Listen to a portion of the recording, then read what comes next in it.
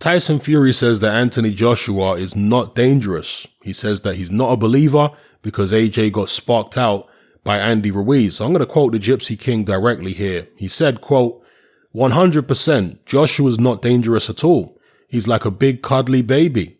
Why would I be a believer when he got knocked spark out by Andy Ruiz, a last-minute replacement opponent who turned up 300 pounds or whatever it is? He didn't train, and Anthony Joshua couldn't do any good with him in the rematch. He doesn't have anything. He couldn't hold a candle to the Gypsy King. There's only one heavyweight out there. There's only one undefeated world champion. They've all fallen by the wayside.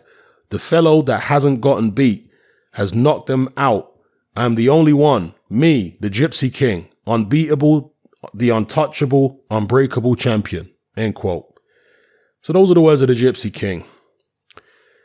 I've said in many videos previously that Tyson Fury could end up underestimating Anthony Joshua by the time they step in the ring. And I say this because Tyson Fury, as we all know, is a naturally very confident character. But he was complacent even before he had a large army of followers who believed in him. For example, when he fought Steve Cunningham, when he fought Nevin Pikich. I know this is a long time ago, but we're talking about his personality here. He has a certain personality type.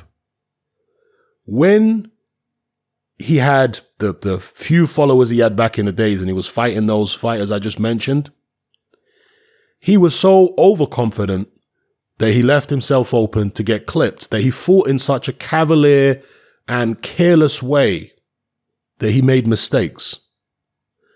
When he is the underdog, when people look at him and think, okay, he could get ironed out here, like in the Klitschko fight, like in both Wilder fights, that's when evidently he produces his best form. But when he's going in there and everybody's telling him, you're the greatest, Tyson, this is an easy fight, this guy's got nothing for you, history shows us that, again, he can become complacent in those situations.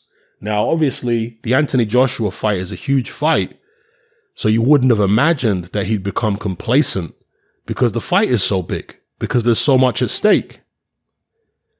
But the thing is, again, Tyson Fury's personality. Does he feel threatened by Anthony Joshua, the fighter? He might feel threatened by Anthony Joshua, the public figure, because he's always wanted that level of support and adulation from the public. But in terms of Anthony Joshua, the fighter, everything that I've seen Tyson Fury say over the past couple years, there might have been a time when he looked at Anthony Joshua, the fighter, and thought, okay, he's dangerous. But at this point, does he believe AJ's dangerous? I don't think he does. I actually, you have to be careful when it comes to the stuff that Tyson Fury says. You have to take a lot of it with a pinch of salt. But I personally think that he doesn't really see AJ as dangerous. His team have been telling him for the longest time that Anthony Joshua was an easy fight. His brother, his dad. I think both of his brothers have been telling him, he might have more than two brothers, but certainly his brother Shane and his other brother Tommy have been on record multiple times saying the AJ fight's an easy fight for Tyson. His dad, Billy Joe Saunders, many others around him, and people across the world of boxing now. When he goes into the AJ fight, hopefully it happens, he's probably going to be a significant favorite. Are we to believe that all of this isn't going to have a psychological effect on Tyson Fury? I think it may well do. And I think the psychological effect could be that he's not as up for it. Look, he's going to be up for it, but I'm just saying up for it in the sense that he doesn't have the perception that there's danger there the same way that he did when he went into the Klitschko fight or either of the Wilder fights. And I think he needs that perception of danger to be at his best. So, even the Wilder rematch, he went in there very confidently. But after the fight, if you remember, I did a video about this. He said that he was disappointed in Wilder. He said he was too easy. That's not the guy he trained for. So he went in there training for somebody who he perceived to be very dangerous. Whereas against AJ, is he training for that kind of guy? If that fight gets made, will that be his mentality? Oh, this guy's real dangerous. I have my doubts. I mean, look, there's levels of preparedness and there's levels of complacency. I'm not saying he's going to go in there thinking AJ has nothing at all and he's just completely useless and it'll be a 1-round fight. I don't think he's necessarily going in there with that mentality, but I don't think he is he will be as wary of the danger AJ poses as he was, let's say, going into either of the Wilder fights or the Klitschko fight. So that's my take on it, people.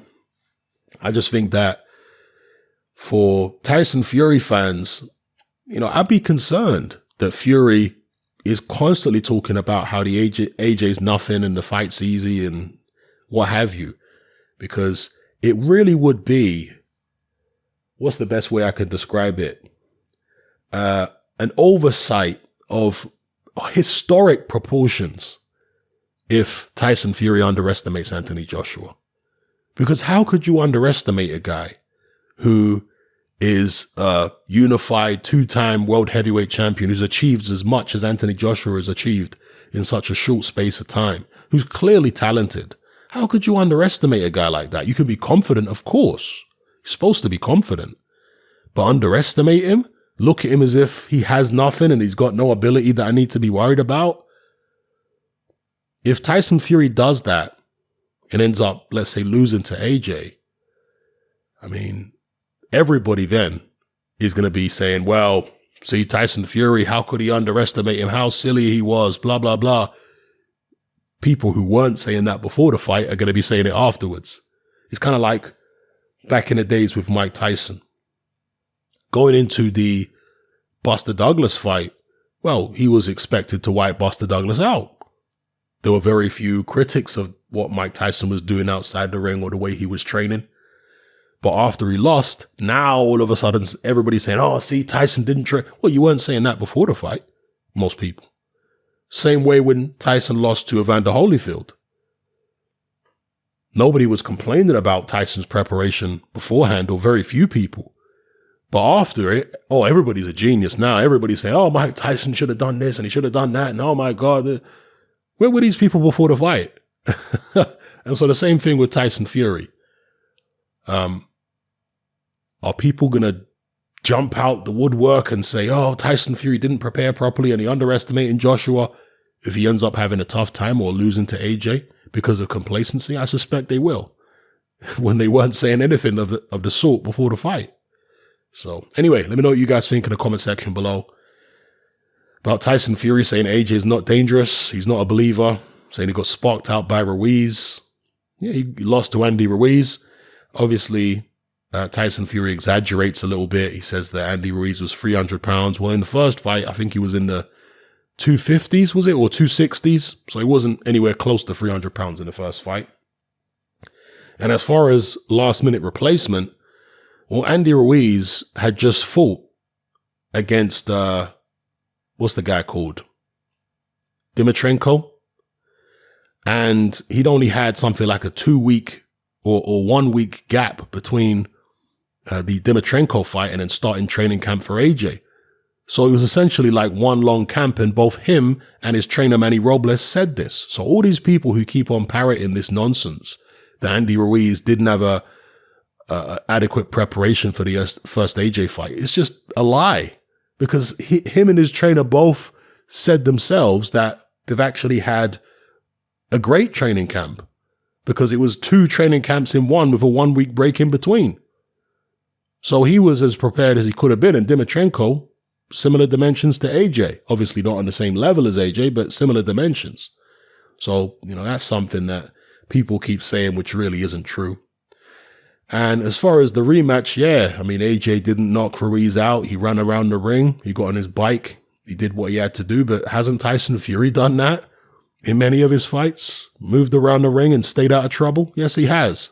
So it's a bit rich, but it is what it is. I guess it's, as the old saying goes, all's fair in love and war.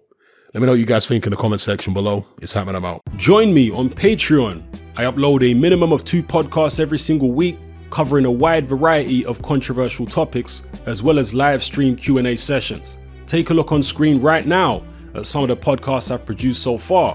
For just $3 a month, the equivalent of about £2 a month, you get access to all my new podcasts and my entire back catalogue of past podcasts, including my popular Confessions of a Nightclub Bouncer series. You can listen on your computer or on your smartphone or tablet by downloading the Patreon app from the Google Play Store or the App Store for free. The Patreon app also allows you to download each podcast in MP3. For less than the price of a cup of coffee, you get access to dozens of hours of exclusive content. It's easy to sign up, there's no contract, and you can cancel at any time. So come and join our community of free and critical thinkers by signing up with me here on Patreon today.